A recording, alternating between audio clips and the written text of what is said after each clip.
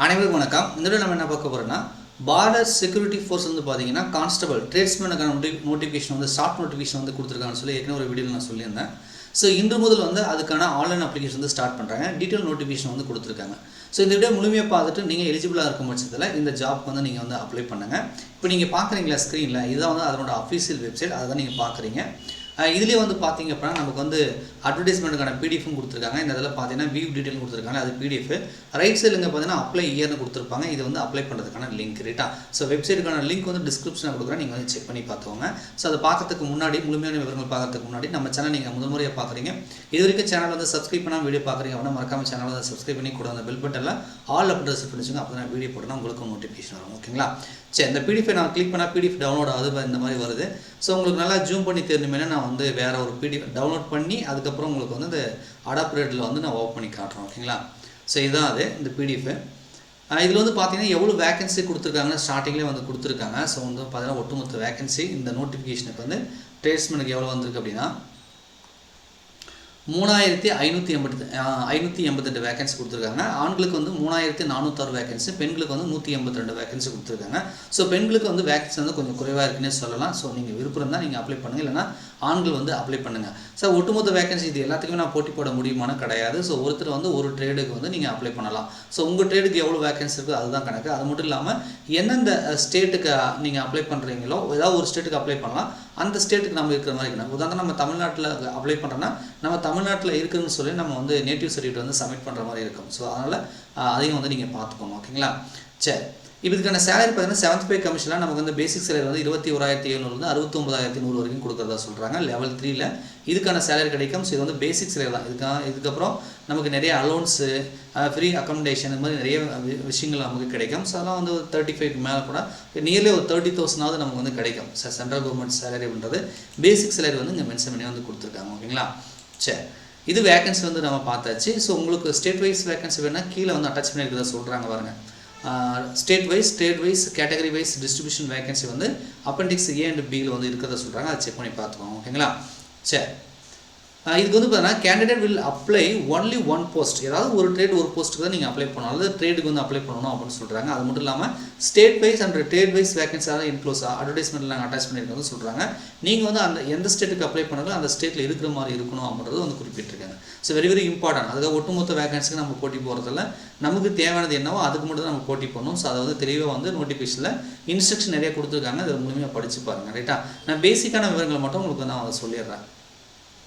So இந்த தேர்வு கண்டிப்பாக வந்து 10ஆம் வகுப்பு முடிச்சிருக்கணும், அதுக்கு மேலே ட்ரேட்ஸில் இருக்குது. நான் சொல்கிறேன், இந்த எக்ஸாம் என்பது வந்து தமிழ் இருக்குமா சார் அப்படின்னு கமெண்டில் கேட்கறதுக்கு வாய்ப்பு இருக்குன்னா, இதுக்கு முன்னாடி நோட்டிஃபிகேஷனாக சில பேர் கேட்டிருந்தீங்க. ஸோ இந்த தேர்வு என்பது இங்கிலீஷ் அண்டு ஹிந்தி அப்படின்றத இந்த இதில் கொடுத்துருக்காங்க. கொஷின் வந்து ஹிந்தி அண்டு இங்கிலீஷில் தான் இருக்கும், தமிழில் இருக்காது அப்படின்றத நீங்கள் வந்து தெரிஞ்சுக்கோங்க. ரைட்டா? கமெண்டில் வந்து சார் தமிழில் கேள்விகள் கேட்பாங்களா, தமிழ் மீடியத்தில் வருமா அப்படின்னு கேட்காதீங்க, இங்கிலீஷில் தான் நீங்கள் ப்ரிப்பேர் பண்ணுற மாதிரி இருக்கும் மேக்ஸிமம். ரைட்டா?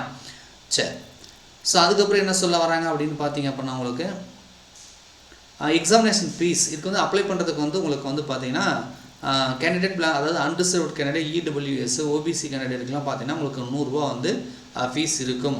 Only as the examination fees 50 அப்படின்ற பி ப்ளஸ் 50 இருக்கும் அப்படின்னு சொல்கிறாங்க, ப்ளஸ் ஜிஎஸ்டி இருக்குன்றது சொல்கிறாங்க. ரைட்டா?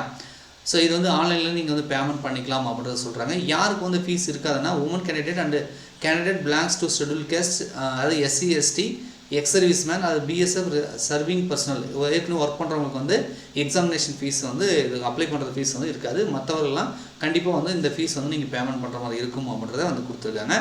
ரெக்ரூட்மெண்ட் ஏஜென்சி என்ன அப்படின்றதெல்லாம் வந்து கொடுத்துருக்காங்க. நமக்கு வந்து பெங்களூர் இருக்கும். ஸோ நீங்கள் வந்து செக் பண்ணி பாருங்கள். ஓகேங்களா?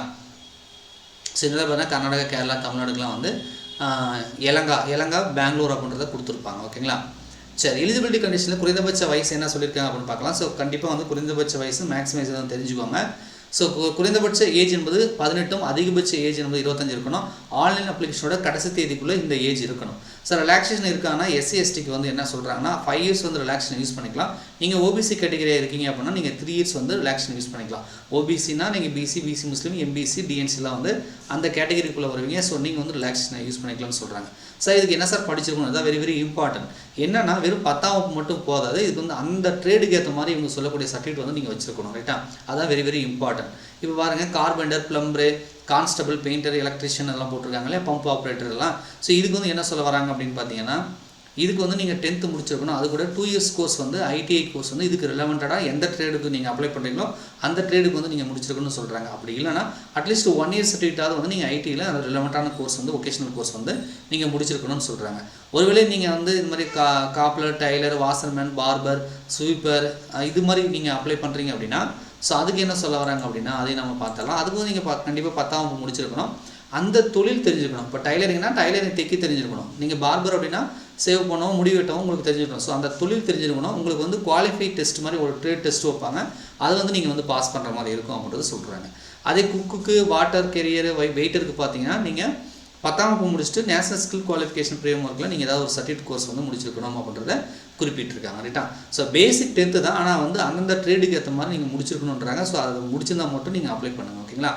அதே மாதிரி இதுக்கு வந்து உயரம்லாம் வந்து செக் பண்ணுவாங்க. ஸோ அதனால் வந்து பார்த்தீங்கன்னா ஆண்களுக்கு வந்து 165 சென்டிமீட்டரும் பெண்களுக்கு வந்து 155 சென்டிமீட்டர் மென்ஷன் பண்ணுறாங்க. எஸ்டிக்கு மட்டும் ரிலாக்ஸேஷன் இருக்கும். அதை செக் பண்ணிப்பாங்க. 160 போட்டிருக்காங்க. செஸ்ட் மெஷர்மெண்ட் 75 to 80 ஆண்களுக்கு, பெண்களுக்கு அந்த மாதிரி எதுவும் மெஷர்மெண்ட் எதுவும் கிடையாது. ஏன்னா இது ஃபஸ்ட்டு வந்து ரிட்டன் எக்ஸாமினேஷன் வைக்க மாட்டாங்க. ஃபஸ்ட்டு வந்து ஃபிசிக்கல் மெஷர்மெண்ட்டு அதுதான் இருக்கும். இங்கே பார்த்தீங்கன்னா உங்களுக்கு கொடுத்துருப்பாங்க. மெத்தட் ஆஃப் செலெக்ஷனில் வந்து ஃபஸ்ட் ஃபேஸ் எக்ஸாமினேஷன் வந்து பிஎஸ்டி, பிஇடின்னு போட்டிருப்பாங்க. அதாவது ஃபிசிக்கல் ஸ்டாண்டர்ட் டெஸ்ட்டும் ஃபிசிக்கல் எஃபிஷியன்சி டெஸ்ட் தான் ஃபஸ்ட்டு இருக்கும். ரைட்டா? அதை முடிச்சுட்டு தான் அதை கிளியர் பண்ணால் தான் நம்ம அடுத்த ரிட்டன் எக்ஸாமினேஷனே போக முடியும். ஸோ இதில் வந்து ஃபஸ்ட்டு ஃபேஸ் எக்ஸாமினேஷனில் இவங்க என்ன சொல்கிறாங்க பாருங்கள். ரேஸ் வந்து போகணும். ஆண்களை வந்து 5 கிலோமீட்டர் ரேஸ் வித்தின் 24 minutes. பெண்களுக்கு வந்து 1.6 கிலோமீட்டர் வந்து 8.5 நிமிஷத்தில் வந்து போகிற மாதிரி இருக்கும். ஸோ இது வந்து நம்ம வந்து அந்த கம்ப்ளீட் பண்ணணும். இதெல்லாம் வந்து குவாலிஃபைங் நேச்சர் மாதிரி இதெல்லாம் முடித்தா தான் நம்ம அடுத்த ஸ்டேஜுக்கு வந்து போக முடியும் கூட தெரிஞ்சுக்கோங்க. ரைட்டா? ஸோ அதேமாதிரி அந்த உயரமும் இருக்கணும், செஸ்ட் மெஷர்மெண்ட் இருக்கணும், இது இருக்கணும். இதெல்லாம் நம்ம இருந்துச்சு நம்ம குவாலிஃபை ஆகிட்டுங்க அப்படின்னா ஸோ அடுத்த ஸ்டேஜுக்கு வந்து நம்ம போக போகிறோம். அடுத்த ஸ்டேஜ் தான் second phase return examination. So ஏற்கனவே சொல்லிட்டா இங்கிலீஷ் அண்ட் ஹிந்தியில் தான் கொஸ்டின் இருக்குன்றதை தெரிஞ்சுக்கோங்க. இதில் என்ன சொல்கிறாங்கன்னா அப்ஜெக்டிவ் டைப்பில் இருக்கும் அப்படின்றத சொல்கிறாங்க. 100 கொஸ்டின் இருக்கும் with multiple choice, OMR seat அல்லது கம்ப்யூட்டர் பேஸ்ட். அதாவது ஓஎம்ஆர் சீட்லேயும் டெஸ்ட் வைக்கலாம் அல்லது கம்ப்யூட்டர் பேஸ்டாக இருக்கலாம். எப்படி இருந்தாலும் 100 கொஸ்டின் இருக்கும் அப்படின்னு சொல்கிறாங்க. 100 கொஸ்டினுக்கு 100 மார்க். அது 4 கேட்டகரி பிரிச்சிருக்காங்க. ஜென்ரல் அவேர்னஸ், ஜென்ரல் நாலேஜ் வந்து 25 கொஸ்டினும், நாலேஜ் ஆஃப் எலிமெண்ட்ரி மேத்தமெட்டிக்ஸ் வந்து 25 கொஸ்டினும், அனலிட்டிக்கல் ஆப்டிடியூட் வந்து 25 கொஸ்டினும், basic knowledge of the candidate in English அல்லது ஹிந்தி வந்து 25 கொஸ்டின் கொடுத்துருக்காங்க. ஸோ வந்து ஹிந்தி அல்லது இங்கிலீஷில் 25 கொஸ்டின் வரும் அப்படின்றத நீங்கள் தெரிஞ்சுக்கோங்க. ஓகேங்களா? 2 மணி நேரம் எக்ஸாம் நடக்கும். 120 minutes அப்படின்றத கொடுத்துருக்காங்க. அதையும் வந்து பார்த்துக்கோங்க. இது வந்து எக்ஸாம் வந்து எப்படி இருக்கும் அப்படின்றத தெரிஞ்சுக்கோங்க. ஸோ ரிட்டன் எக்ஸாமினேஷன் முடிச்சா அதுக்கப்புறம் டாக்குமெண்ட் வெரிஃபிகேஷன், மெடிக்கல் வெரிஃபிகேஷன்லாம் இருக்கும் இல்லையா? அது எல்லா போஸ்ட்டுமே சென்ட்ரல் கவர்மெண்ட்டில் இருக்கலாம். அதுதான் வந்து கொடுத்துருப்பாங்க. ரைட்டா? ஸோ ஏஜ் லிமிட் என்ன, எஜுகேஷன் குவாலிஃபிகேஷன், அப்ளை பண்ணுறது என்ன கிடைச்சது, அப்ளிகேஷன் ஃபீஸ் என்ன, எவ்வளோ வேகன்சி கொடுத்துருக்காங்க, எவ்வளோ சேலரி, இது போன்ற விவரங்கள்லாம் நம்ம கொடுத்துருக்கோம். நிறைய இன்ஸ்ட்ரக்ஷனை வந்து பார்த்தீங்கன்னா இதில் வந்து கொடுத்துருப்பாங்க. 1 by 1 நீங்கள் வந்து படித்து பாருங்கள். ஓகேங்களா? எலிஜிபிலிட்டி, ரீஎம்ப்ளாய்மெண்ட்டு, ஃபைனல் மெரிட் லிஸ்ட் எப்படி நாங்கள் கொடுப்போம் அப்படின்றதெல்லாம் வந்து கொடுத்துருக்காங்க. ஹவு டு அப்ளை, இதுக்கு நீங்கள் அப்ளை பண்ணுறதா வெப்சைட்டுக்கான லிங்க் வந்து நான் டிஸ்கிரிப்ஷனில் கொடுக்குறேன். ஸோ இவங்களும் வந்து கொடுத்துருக்காங்க பாருங்கள். அதாவது rectt.bsf.gov.in இதுதான் வெப்சைட்டு. ஸோ இதில் வந்து 25/7/2025 இன்னிலேருந்து வந்து 23/8/2025 வரைக்கும் நம்ம அப்ளை பண்ணிக்கலாம் அப்படின்றத குறிப்பிட்டிருக்காங்க. நான் ஏற்கனவே உங்களுக்கு அந்த வெப்சைட் வந்து சொன்னாலே அந்த வெப்சைட்டுக்கான லிங்க் வந்து டிஸ்கிரிப்ஷனில் வந்து நான் கொடுக்குறேன். ஓகேங்களா? ஸோ இது மூலிமா நீங்கள் பண்ணிக்கலாம்.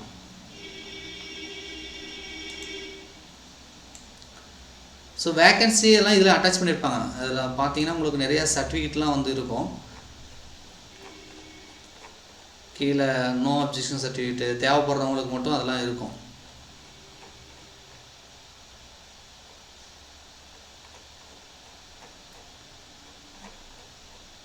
ஸோ 28 பேஜ் இருக்குது. ரைட்டா? ஸோ இந்த 28 பேஜுமே நீங்கள் வந்து செக் பண்ணி பாருங்கள். ஓகேங்களா?